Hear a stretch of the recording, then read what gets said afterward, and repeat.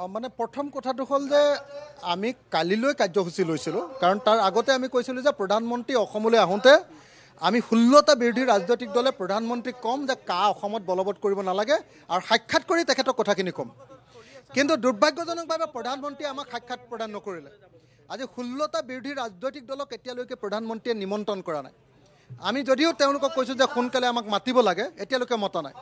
সেইকাৰণে আমি আজিৰ কাৰ্যসূচী ল'লোঁ। আমাৰ কাৰ্যসূচী কাইলৈ আছিলে, কিন্তু এটা দিন আমি আগুৱাই দিবলগীয়া হ'ল। যিহেতু আপোনালোকে সকলোৱে জানে যে কাইলৈ লাচিত বৰফুকনৰ প্ৰতিমূৰ্তি উন্মোচন হ'বৰ কাৰণে আহোম জনগোষ্ঠীয় সংগঠনবিলাকে আমাক ক'লে, অনুৰোধ কৰিলে পাঠ্যনীতি আৰু সাংগঠনিকভাৱে যে কাৰ্যসূচীটো আগুৱাই দিয়ক আপোনালোকে, নহ'লে পিছুৱাই দিয়ক।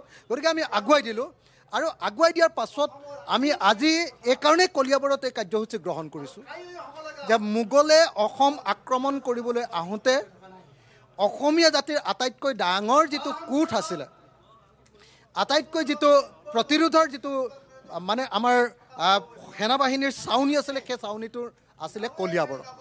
সেই কলিয়াবৰতে আজি কাজিৰঙালৈ যেতিয়া প্ৰধানমন্ত্ৰী আহিছে, কলিয়াবৰতে আমি 16টা বিৰোধী ৰাজনৈতিক দল ঐক্যবদ্ধ হৈছোঁ আৰু ঐক্যবদ্ধ কৈ ক'ব খুজিছোঁ যে মোগলে যেনেকৈ অসম আক্ৰমণ কৰোঁতে অসমীয়া জাতিয়ে বিৰোধিতা কৰিছিলে, আজি বিজেপি দলে RSS আৰু বিজেপিয়ে অসমত যেতিয়া বিদেশী ইয়াতে সংস্থাপিত কৰিবলৈ লৈছে, জোৰ কৰি প্ৰয়োগ কৰিবলৈ লৈছে, তেতিয়া আমি কলিয়াবৰত কোঠ মাৰি বহি লৈছোঁ।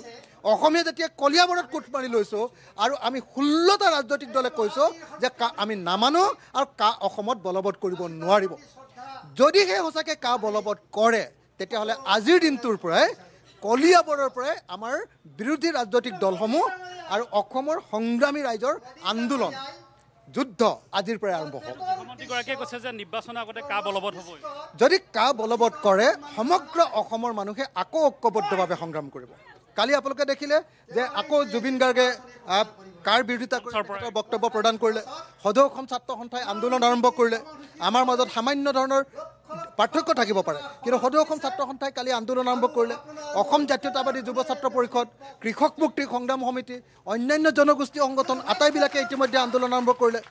গতিকে প্ৰত্যেকটো জাতীয় জনগোষ্ঠীয় দল, শিল্পী, সাহিত্যিক, বিৰোধী ৰাজনৈতিক দল সমগ্ৰ অসমবাসী আকৌ বিৰোধিতা কৰিবলৈ আৰম্ভ কৰি দিলে।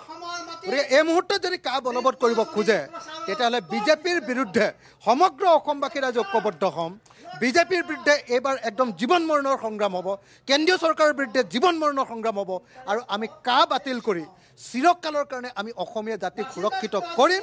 এই সংকল্প লৈ আজি আমি কলিয়াবৰত সমবেত হৈছোঁ।